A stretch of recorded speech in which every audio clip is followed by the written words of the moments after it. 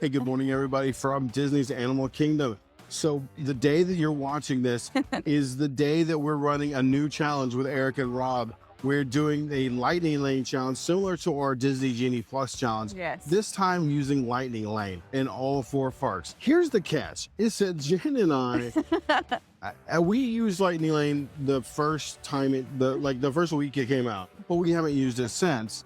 And we didn't have any idea how the system works. There's been a lot of changes. So we wanted to do a practice run. So here we are. It's practice run day. We thought we'd film it so you could see us make all these mistakes and see what not to do.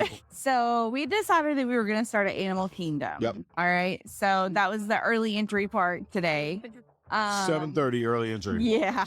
So we got up super early. With Lightning Lane Multipass, the first thing that you do, especially when you're staying in a resort, which we did stay at last night, so that we could book our ride reservation 7 days in advance. Now, I missed the 7 a.m. ride reservation time.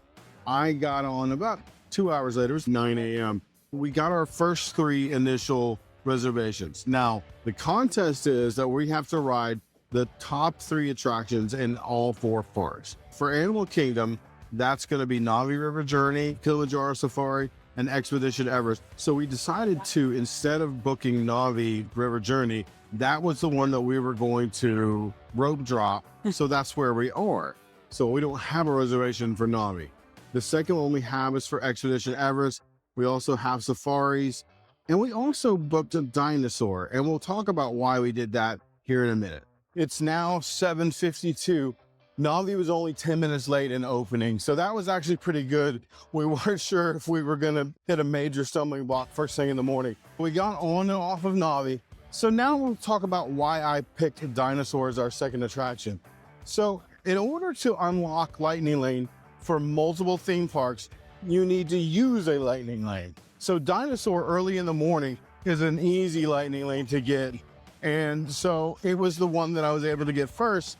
Originally, we had it for 8:40. Jen was able to modify the time back to 8:05. So we're hovering over to Dinosaur so that we can badge in for Dinosaur and be able to start trying to book for our next park.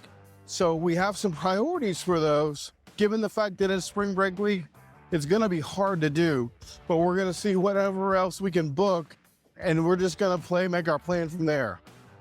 As we walk, Jen is multitasking over here. So she is trying to modify our existing reservations. We've got Expedition Everest at 9:40, and we've got the safaris at 10:40. 10:40 is too late. We're trying to push that back. Now, here's some additional rules to the contest we're doing next week. We can also use single rider lines, and we can also stand in the standby queue. The rules state that this is a Lightning Lane challenge. And in order to win, you're going to have to be able to use Lightning Lane and use it effectively. But in the case that you can't get a Lightning Lane for a certain attraction, you can choose to stand in the standby line, or if it has a single rider line, you can use that. So the plan is for us to go in the single rider line at Expedition Everest and then use that Lightning Lane to modify to a different, but we have to unlock that different part first. So once we unlock Dinosaur, we're going to be freed up to modify any of our other Lightning Lanes. The other one we got to worry about in this park is Kilimanjaro Safaris. We're not having any luck getting that Lightning Lane modified back, so we may have to go stand in the standby line. Okay, so a lot's happened in a short amount of time. So we went over to Dinosaur. We badged into Dinosaur. We weren't riding Dinosaur this morning because really all we needed to do was unlock that. We started booking Lightning Lanes for other parks. But fast forward a couple of minutes and we are over at Kilimanjaro Safaris. The safaris opened at 8:30. We got in line before then. Well, I think we entered the queue at 8:24. It's now 8:36. I'd say we have another 10 or 15 minutes. Yeah. We're going to get through this. Then we still have to hit Everest. We want to talk about what else we got booked. We have Frozen Ever After. We got that at 8 p.m. I was able to back that up. We have it at 2:35 right now. So I think we're in a really sweet spot with that. Obviously, I'll mess around with that a little bit more once we get over to Epcot or once Epcot open. I think that people that get to rope drop that particular park will release those lightning lanes that they have there once they get to rope drop that ride. So that's my theory. Yeah. And we'll see if it works. But so I stopped messing around with that until close to park opening for Epcot. We do have Tiana's in the books. And we do have Slinky Dog. Both of those initially were showing no available lightning lanes. Yeah. We haven't had much luck in modifying those yet, but it's still early. So Right. we have two of the most important ones to get, which is Slinky and Tiana's, because Tiana's was not showing. Now, we are going to try and use single rider line for Remy today because it is an option. And instead of wasting time and energy trying to get that lightning lane, we're going to attempt to use the single rider line. So we feel pretty confident about we'll be able to be in and out of Animal Kingdom, I'd say about 9:30 at the latest. The question is, where do we go next? All right, 9:34. That whole experience took about an hour, but now we are off and on our way over to Expedition Everest.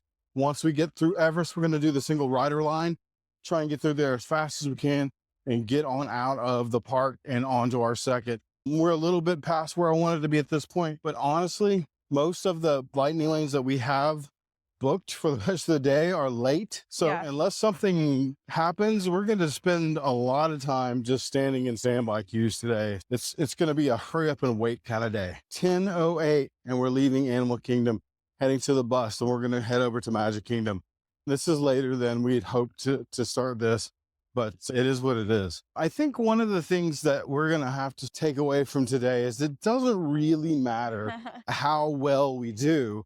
I think we just need a proof of concept that it can be done. So today is a big learning experience. Jen and I are a little bit competitive, so we want to win, but having never competed in this before, we don't really even know the rules. So we're learning as we go along. It's a little frustrating, especially because we chose spring break to start our trial.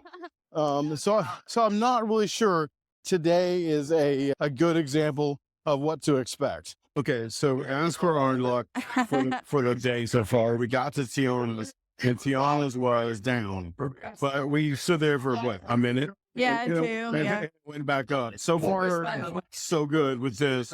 We're quickly through the queue. It looks like the whole thing, the whole line's going to take us maybe 10 minutes to get through. The problem with what we're doing next is that we don't have another lightning lane booked for Magic Kingdom. We have Slinky Dog booked for Hollywood Studios later, and we'd have Mickey and Minnie's in Hollywood Studios later. So the next two rides we have to do here are Peter Pan and Jungle Cruise, and we're just going to have to stand in line for them. Yeah, because there's no lightning lanes available for them. We're not going to give our Slinky Dog lightning lane. All right, it is now 1:52.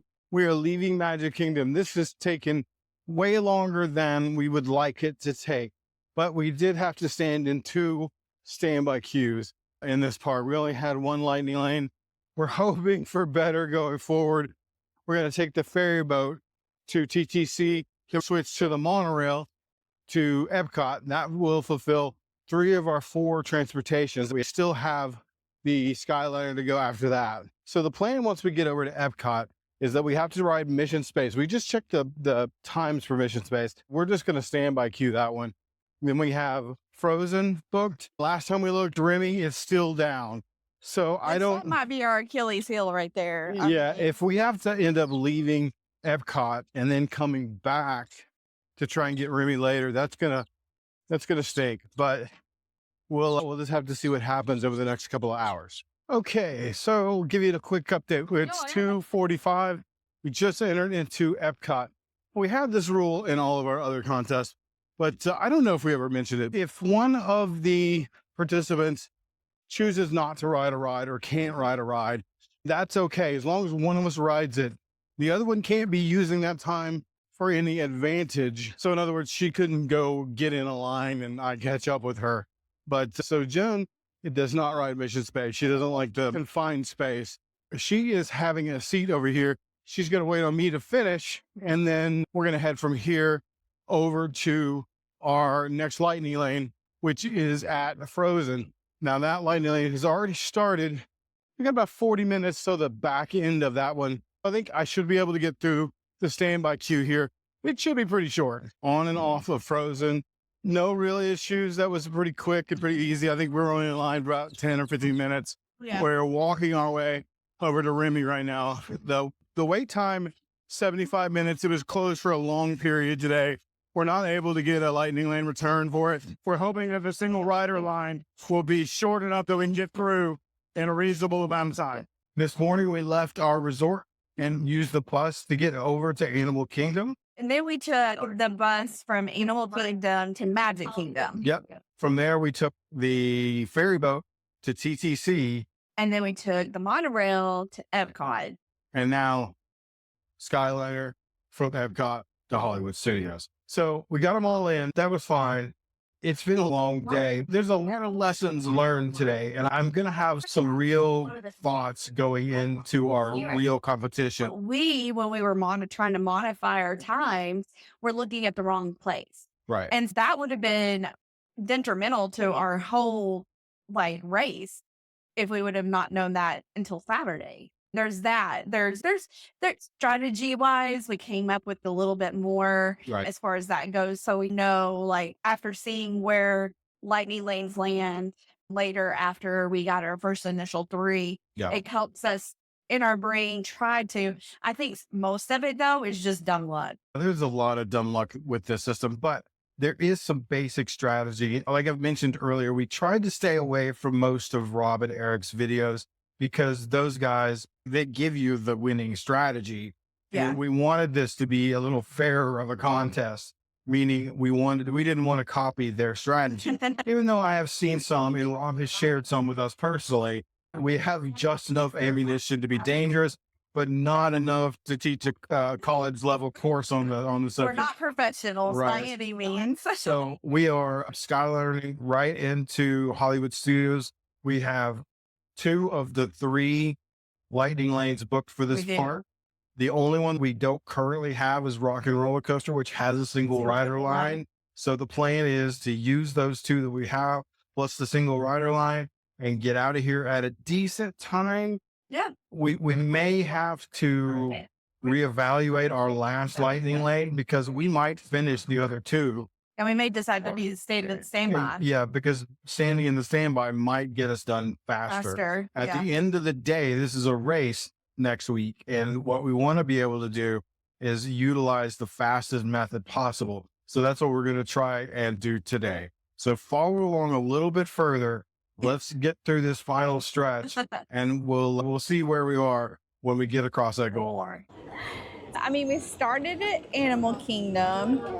That was the only park that had early entry. When we're going to do this, though, it's going to be Animal Kingdom and Magic Kingdom, both that's going to have early entry.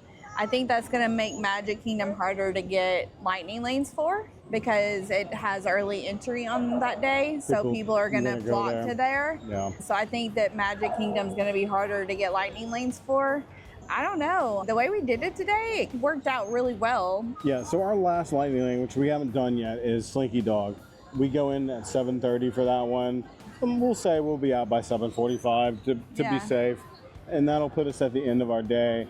That's almost exactly 12 hours, which is not bad. We could have done a lot worse, especially having never really done this before. And I think what's important with systems like this, even if you don't know what you're doing, if you have an understanding of the product, like how Disney works, how Genie used to work, how FastPass used to work, then you're already ahead of the game. And if you have some Disney knowledge and understand the parks, then I think you're going to be fine. And that's what we rely on, is the fact that we may not know Lightning Lane Multipass very well, but we know Disney pretty darn well. Yeah. And we've used that to our advantage today. Yeah. I think that we got hung up in a couple of places. I think that we got lucky in a couple of places.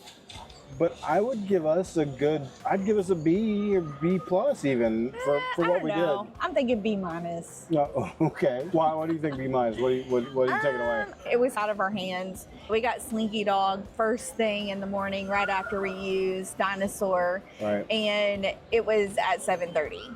And it is still at 7:30. I made a list early on of our 4 priorities. And the 4 priorities were, after our stuff in Animal Kingdom, was Slinky Dog, Remy, Frozen. Frozen, and Tiana's. Tiana's.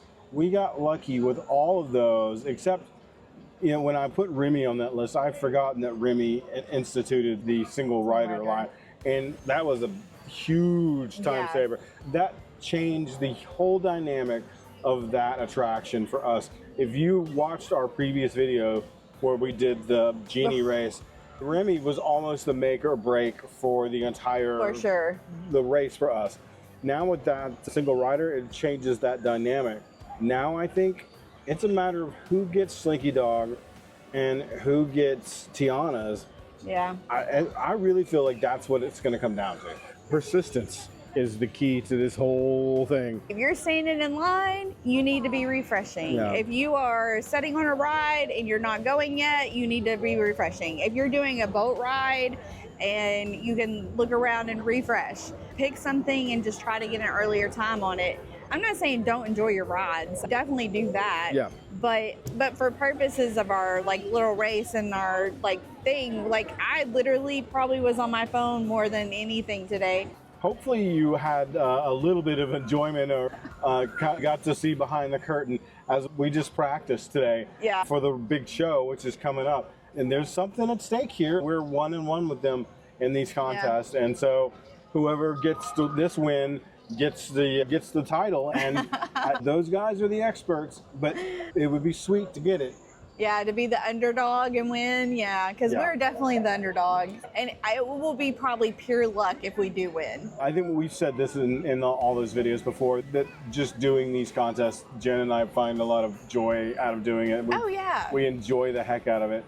And so even today, it felt like work, but it was we're still at a Disney park riding attractions. So I can't complain too much. Yeah, because we're competitive. It's fun to be competitive. It's fun to just have that banter back and forth. And we have a lot of fun with it. Like they have a lot of fun with it with us too. And I think you have to come up with different ways, especially whenever you experience the parks on a weekly basis. Right. So if you can take away something from this, then and do it yourself, go for it. Well, make it interesting. And I think that all four of us want to encourage people to find new and different ways to experience the parks. The day that you see this video is the day that we are actually running that race. So you will see the end product of the race from both Ear Scouts and from ourselves probably about a week or week and a half, maybe 2 weeks later. So hold on to see how we fare in the real deal. I hope, fingers crossed for us, but if Rob and Erick win, so be it. May the best team win. We always have fun. So guys, as always, thank you for coming along with us today. If you're new here, please consider liking and subscribing. Also hit that bell so that you never miss an episode. Jen and I appreciate any feedback and we love having conversations down in the comments. If you have something to say or any questions, please leave those down below. Yeah. If never lost, then never found. So go get lost.